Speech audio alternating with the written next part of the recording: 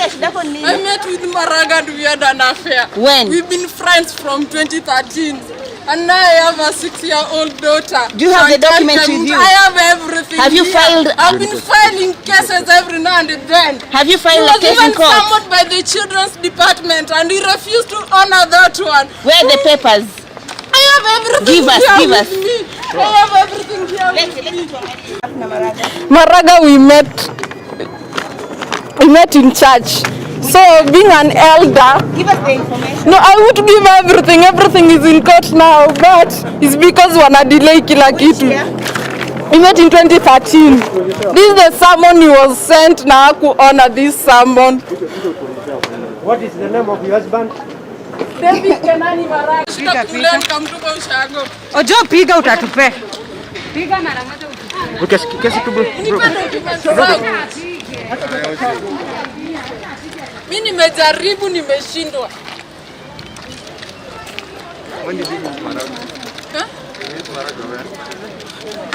Maraga we met through church when I trusted him. Eka vizuri. Ai the other way down.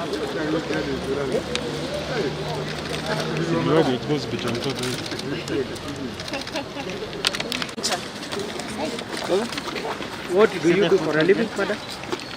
Let me see the photo. Madam, what do you do for a living, please? I don't have a job currently. Oh, thank you. Onyancha. And the kid is Chantal Kemuto. So have you sued for I've child tried upkeep? severally. For Na child kuna upkeep? response napata. I've really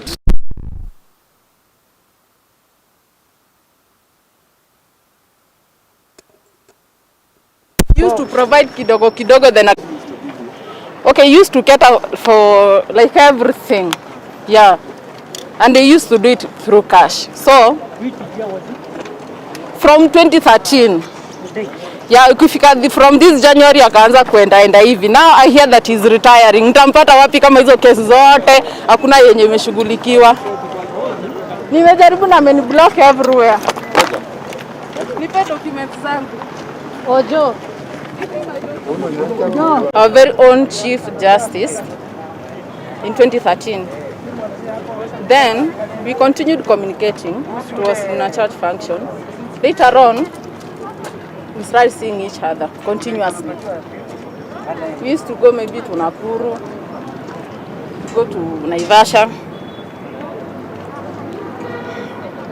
Everywhere I can say, any high-end place you can think of. Then, later on, he told me he feels so lonely because the wife can't bear kids. Sasa kaniambia, because I trust you and now we build that trust level, I want you to help me. So we agreed, everything was set, and then I got pregnant. When I delivered, he kept on giving us support. Then as from this year, January hivi, nikaona hii story haiko, mimi nachezwa. So I went to Makadara Children's Department. I told them what I was having, the issue, everything. They summoned him. He never honored that summon.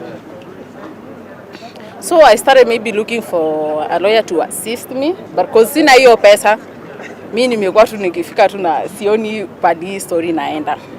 So I don't know what happens when I file my case, hakuna response napata. I did file this one now, which has meant to come here personally last week. Na bado si mnaona nikizungushwa hapo ndani. Sioni anything. So that is it.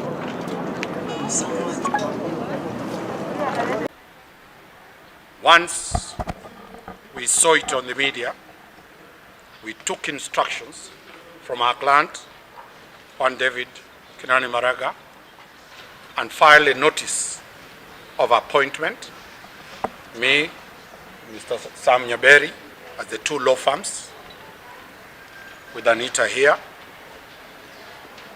We made an application pursuant to Section 76 of the Children's Act, 76(5), that makes it illegal and criminal to publicize or make children matters public, as read with Section 76(6) of the Children's Act.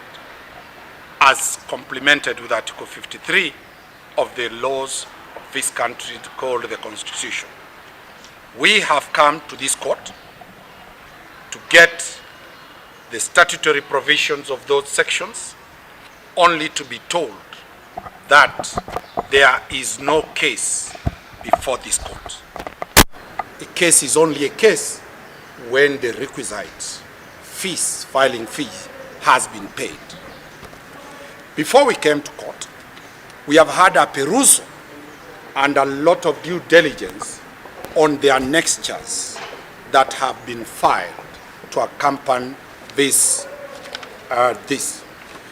For those ones who have access to the birth certificate, there is no registrar of births by the name Shamwata in the whole country.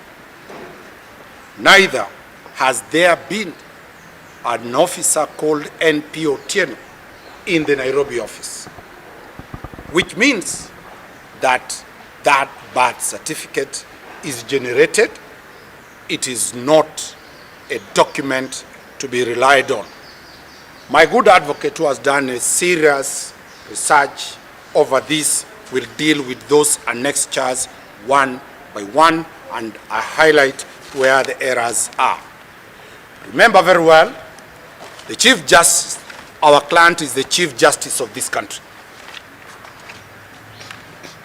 There has been intense pressure from every quarter for the Chief Justice to go or resign or leave office before the term of the Chief Justice, which is coming to an end on the 12th of January 2021. This pressure occasioned when the judges were refused to be appointed. The Chief Justice gave his story that it is either 41 judges or none. A lot of drama were created, posters were put against our client on Thika Road, posters to the effect that the Chief Justice was having love affairs with judges. That did not push the Chief Justice to retire or resign. Pressure was mounted on the Chief Justice to resign or retire through a petition that is still pending for his removal before the JSC. The Chief Justice, our client, has been very clear that he is ready to litigate over that petition at Uhuru Park, where every Kenyan will be able to know the allegations that have been put across against our client.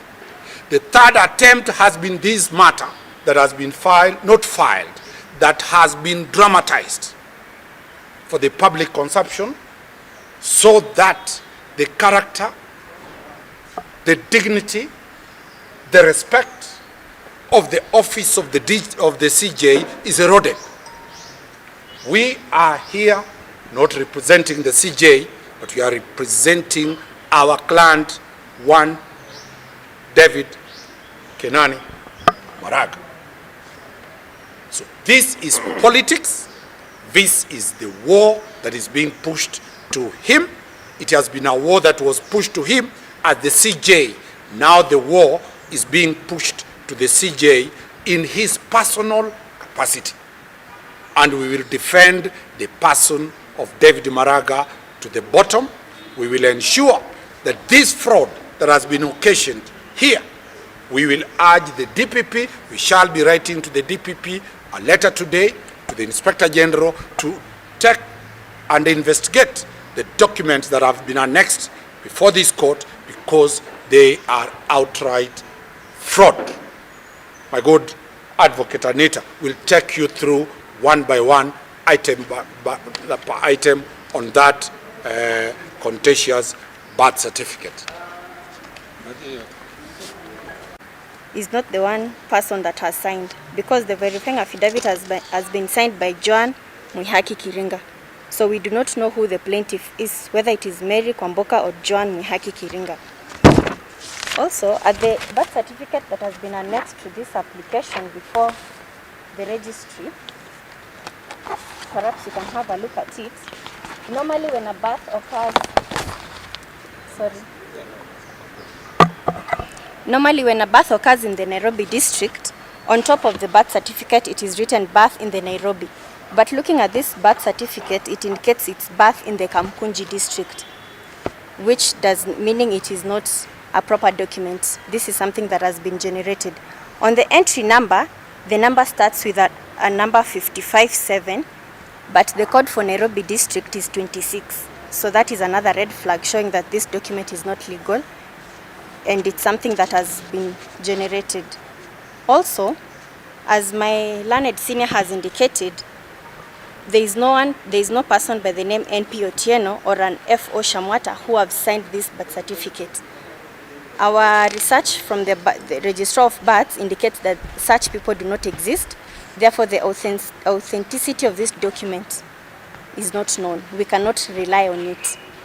Also, further down, the alleged child is said to be born on the 21st of April 2014, and this birth certificate has been given on the 29th April 2014, which is 8 days apart, something that is not common, because once a child has been born, the first thing to be issued is a notification of birth, and after the payment, the necessary payment, is when you can be given a certificate of birth, mostly 3 to 4 weeks later.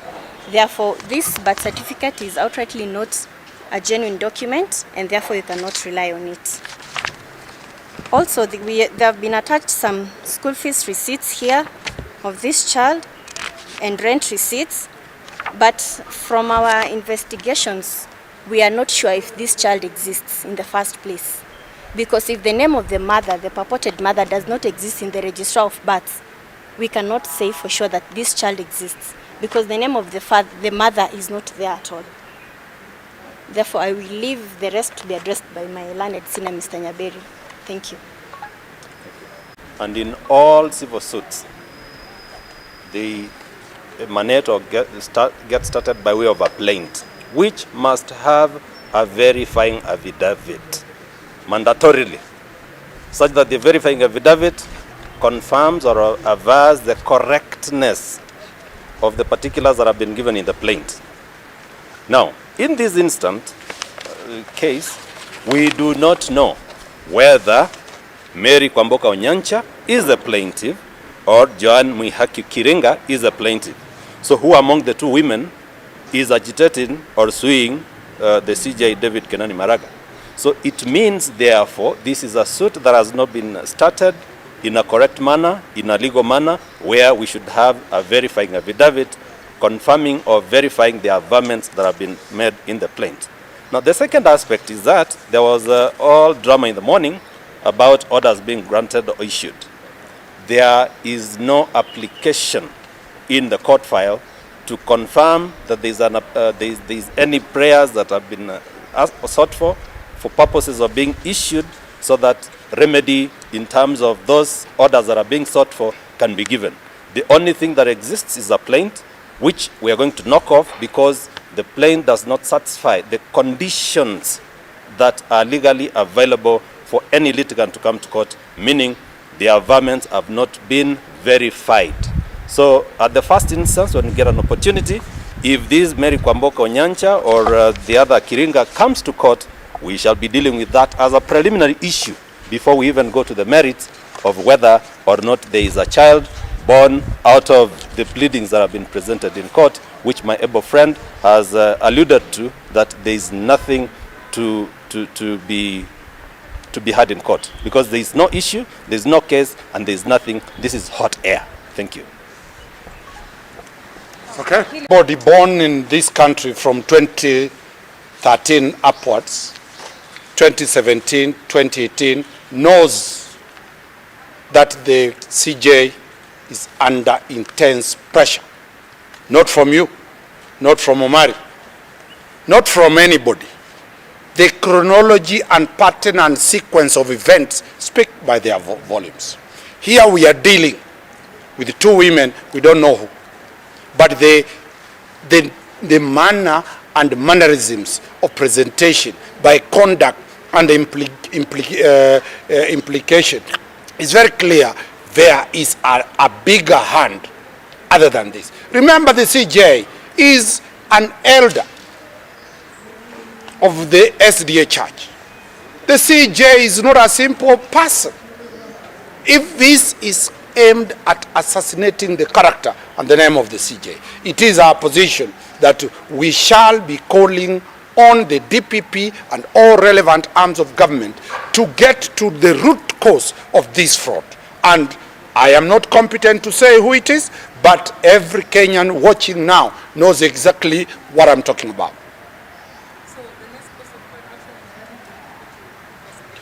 We have the document. We are presenting the document to the DPP to start authenticating whether these documents are genuine.